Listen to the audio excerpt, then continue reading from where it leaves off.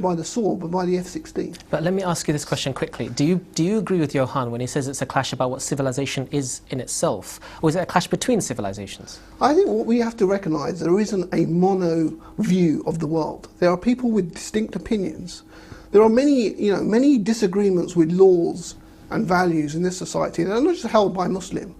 You know, when Johann talks about liberal values or freedom, which freedom is he talking about? Freedom of women, the freedom of gay people, the freedom of everyone to worship. And is that agreed?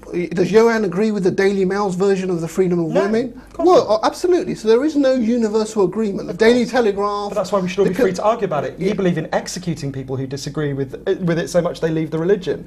I believe they should be allowed to argue about it as much as they like. Johann, you supported the Iraq War, which and then said I was wrong, which led to the killing of 650,000 people. And you support killing Muslims if they change their minds, if they happen to be gay, if they happen to go out not wearing a jilbab. So I'm not going to take lessons on the sanctity of human life from you on the basis that you supported the war. But Saddam Hussein murdered more Muslims than Ariel Sharon could ever dream of. It was not fundamentally wrong to say that it's a good idea to get rid of him. Supporting George Bush doing it was a terrible mistake, and I've said that. But you agree that Saddam Hussein murdered far more Muslims than Ariel Sharon could ever have dreamed of, don't you? I don't think there's a contest. No, I agree there's not a contest. I oppose both of them. Saddam Hussein isn't the poster. Isn't on any poster in my bedroom. No, of course, I wasn't suggesting that. No, but the issue is very, very clear that what we have within liberal values is not any kind of agreement. We have a chasm within this society. But that's the whole point of liberalism, that we agree that we can discuss and debate things. The problem as opposed to you, who believes in executing people I actually believe in debate, but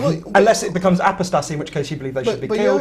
Unless they defend being gay, in which case they should be killed. Unless they defend going out without a jilbab. Well, it's your organisation's constitution. I think if you want to disown it, great. Fine. If you're going to defend every murder that's been done in the name of liberalism, that's a ludicrous thing to say. I'm not defending. We can start debating. Come on, that's a ridiculous thing to say. I'm not a member of an organisation. You're a person who supported the Iraq War. Does that mean that all those 650,000 deaths are your responsibility? But coming back to the substantive point about liberals, I'm not saying there isn't a debate within liberal values. There's quite profoundly is, in the same way there's a debate within Islamic civilization about Islamic values. My argument I don't accept that they're different civilizations. My argument is that you're trying to impose a value on the Muslim world, precisely the opposite. Which is not even which is debated. Let me tell you what's imposing things. It's killing people if they change their religion. It's telling women, by law, they can't go out without a jilbab. It's killing them if they're gay. I want exactly the opposite of imposing things on people. Okay. I want every Muslim to be able to free to choose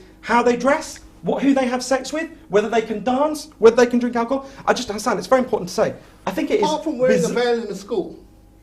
I'm in favour of people who, once they're adults, being allowed to wear as much as they want. Children do not choose those things. Children should wear school uniforms. I'm in favour of them being allowed to wear a veil, just not a burqa. So you're saying children and people in secondary school should be forced to wear uniforms?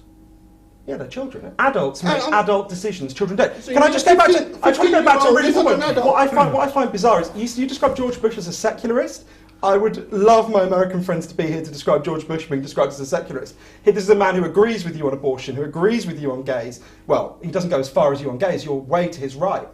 But anyway, I want to go back to also there's a false dichotomy here. You accuse Blair of setting up a false dichotomy, and I agree with you, but I'm afraid you're setting up an equally false dichotomy between, on the one hand, Western occupation, on the other hand, a caliphate. Those are both forms of oppression of Muslims. I oppose both of them. Okay, I'm sorry, in favour Johann. of Muslims being able to genuinely choose I just want to ask a free question. and open elections. Sure, sorry. So you winced when Sajjad mentioned secular liberal fundamentalism. What do you understand by that phrase, and why do you have a problem with it? Secular liberalism is the absolute opposite of fundamentalism. Fundamentalism is the belief that you impose upon people things they do not believe. Secular liberalism is fundamentally about the belief that there should be a plurality of views.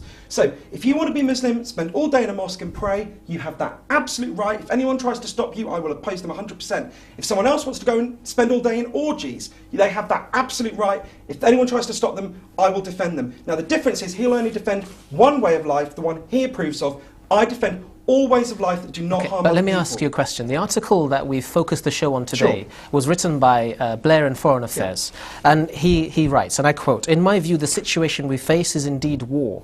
We can win only by showing that our values are stronger, better, and more just than the alternative." What would you have to say to that, Sajjad? Well, I think again it's a false.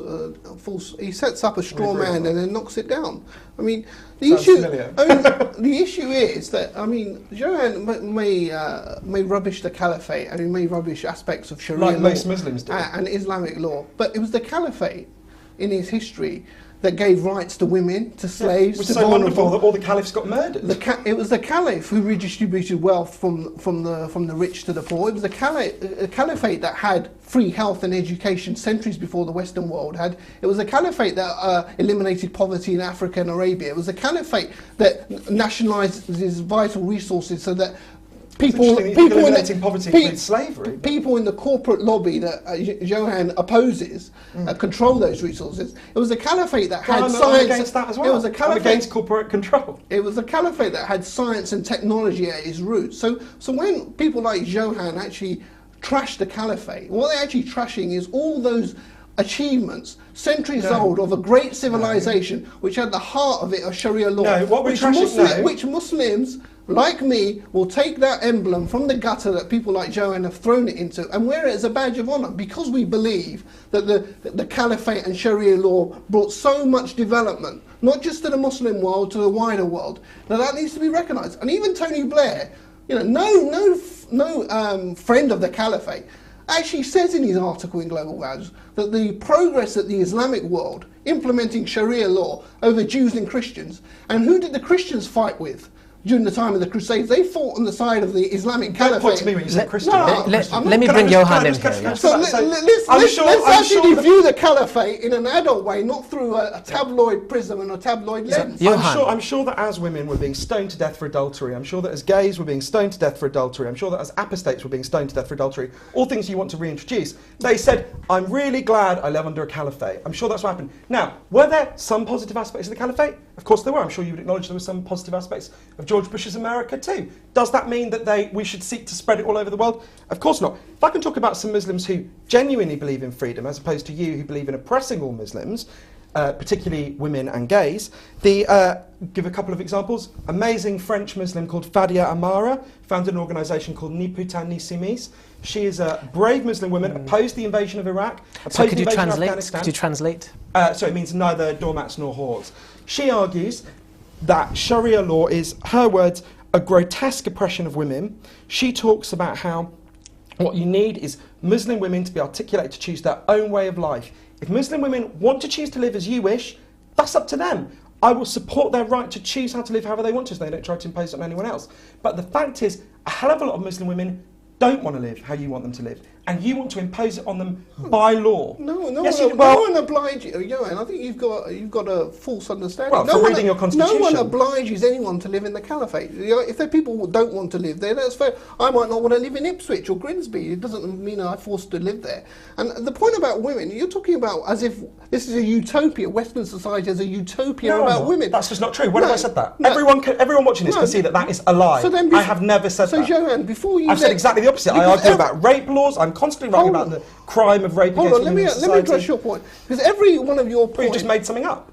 Well, let me just explain what I mean. Okay. Every one of your points has the word women in the sentence. So yeah, I believe in the freedom of half of humanity. And you believe... Call me crazy. Yeah, and absolutely. And you believe that Islamic values are completely... no, I don't. You're just putting words into my head. You're talking about Tony Blair creating a straw man. I just cited a Muslim woman arguing for Islamic values that are wholly opposed to you. You're saying the Islamic Caliphate opposes women. Yeah, the Islamic Caliphate, which is one interpretation of Islam that the vast majority of Muslims in the world and in this country disagree with. That's like saying that, like some Muslims say about British society, the fact that women get raped, that there's domestic violence, that there's no equal pay in the society. How many women do you see in the judiciary? How many women all of these things? How many women do you see? How many women? The idea that the only alternative to that is to stone women who commit adultery. Look, you this stereotype. It's like stereotype is in your constitution. It's a stereotype of you explicitly want. And there was other 107 articles. I didn't see you read the article about redistribution of wealth.